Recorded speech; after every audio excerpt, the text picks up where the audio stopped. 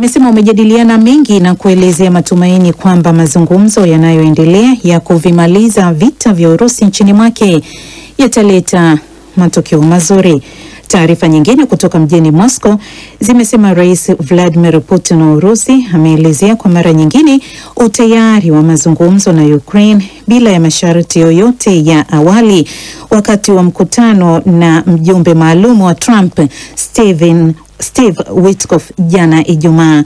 Shirika la habari la Urusi la Interfax limearifu hii leo likimnukuu msemaji wa ikulu ya Kremlin Dmitry Peskov. Tehran.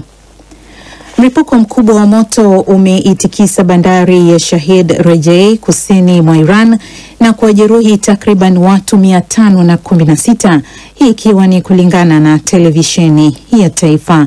Mlipuko huo ulitokea katika bandari hiyo iliyopo nje kidogo ya kituo kikuu cha usafirishaji wa makontena cha Bandar Abbas huko Iran, kinachoshughulikia karibu tani milioni 80 za bidhaa kwa mwaka. Televisheni ya taifa ya Iran imeripoti kwamba watoa huduma ya kwanza walikuwa wakijaribu kufika kwenye eneo hilo na wengine wakijaribu kuzihamisha bidhaa. Chanzo cha moto huo bado hakijajulikana. Ni taarifa ya habari za ulimwengu inayokujia kwako kupitia idhaa ya Kiswahili ya DW Bonn. Dar es Salaam. Tanzania imeondoa marufuku ya uagizaji wa mazao ya kilimo kutoka Malawi na Afrika Kusini siku chache baada ya kuweka zuio la kisasi kwa hatua kama hizo zilizowekwa na mataifa hayo mawili ya kusini mwa Afrika.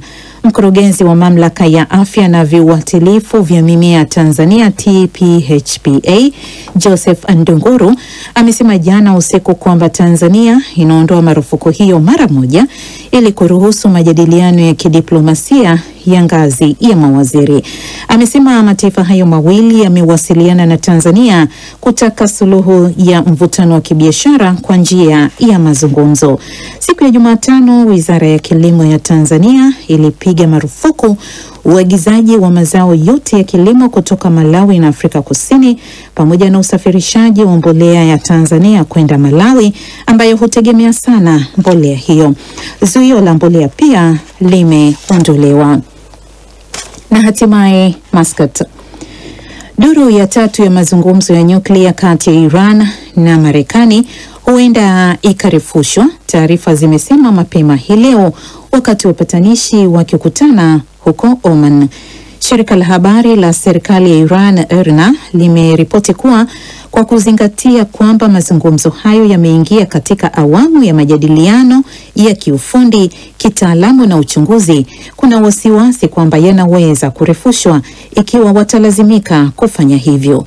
Mazungumzo ya nyuklia yanayofanyika baada ya miongo kadhaa ya mivutano yanalenga kuwekea ukomo mpango wa nyuklia wa Iran ili badala yake iondolewe vikwazo vya kiuchumi ilivyowekewa na Marekani.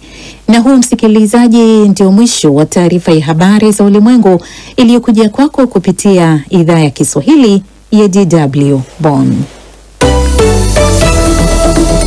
DW Dunia Yetu leo jioni.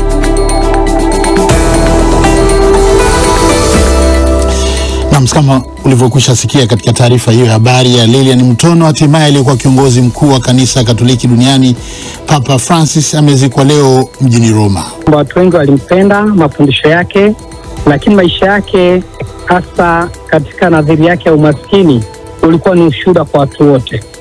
Hili ni miongoni mwa analokumbukwa nalo pia Papa. Kanisa ni kwa ajili ya watu ambao sio wakamilifu, waje sasa wakifika kanisani wajue kuwa wanachokifanya sio sawa, wabadilike. Utasikia pia mitandaoni kuna nini huko, na pia tutasoma ujumbe wako moja kwa moja kutoka Bonn.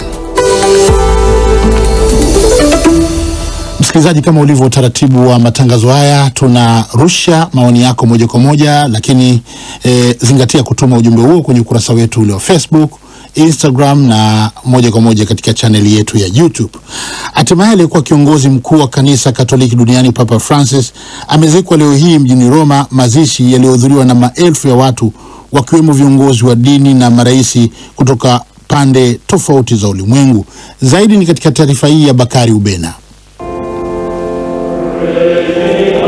Mwili wa Papa Francis sasa umepumzishwa katika kaburi lake kwenye kanisa alilolipenda zaidi la Mtakatifu Maria Maggiore mjini Roma baada ya misa ya mazishi iliyofanyika kwa zaidi ya masaa mawili katika kanisa kuu la Mtakatifu Petro mjini Vatican. Kardinali Giovanni Battista Re aliyeongoza misa hiyo alisisitiza juu ya ujumbe wa Papa Francis wa kuwaunganisha watu na si kuwatenganisha. Katika hotuba yake, Kardinali Re alirejelea neno la jenga madaraja na sio kuta.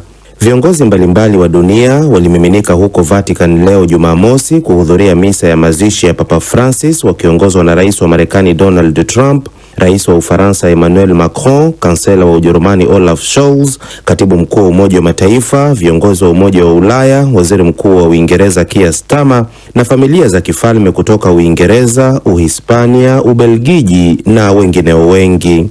Pia viongozi wa Afrika nao hawakubaki nyuma. Waliohudhuria ni pamoja na Rais wa Jamhuri ya Kidemokrasia ya Kongo Felix Tshisekedi, Rais wa Kenya William Ruto, Rais wa Angola Joao Lourenço, Rais Daniel Chapo wa Msumbiji, Makamu Rais wa Burundi Prosper Bazombanza na Makamu wa Rais wa Tanzania Philip Mpango. Viongozi wengine wa Afrika waliohudhuria ni kutoka Cape Verde, Jamhuri ya Afrika ya Kati, Gabon, Lesotho, Madagascar, Morocco, Ushelisheli, Sierra Leone na Togo. Mbali na viongozi hao, raia wa kawaida pia walipewa nafasi ya kuhudhuria mazishi ya Papa Francis, ambaye enzi za uhai wake alipenda kuwa karibu sana na watu wa tabaka la chini kama maskini, wahamiaji na kadhalika. Hawa ni baadhi ya watu waliohudhuria wakielezea namna watakavyomkumbuka kiongozi huyo. Natamani kungekuwa na watu wengi kama yeye na mapapa wengi zaidi kama yeye. Hata katika usia wake wa mwisho alisema kwamba hakutaka mazishi hayo yafanyike kwa heshima kubwa, lakini yafanyike kama alivyoishi, padre na papa mnyenyekevu. Vijana ndio tunu kwa ulimwengu ujao, na Papa Francis alikuwa mfano mwema kwao.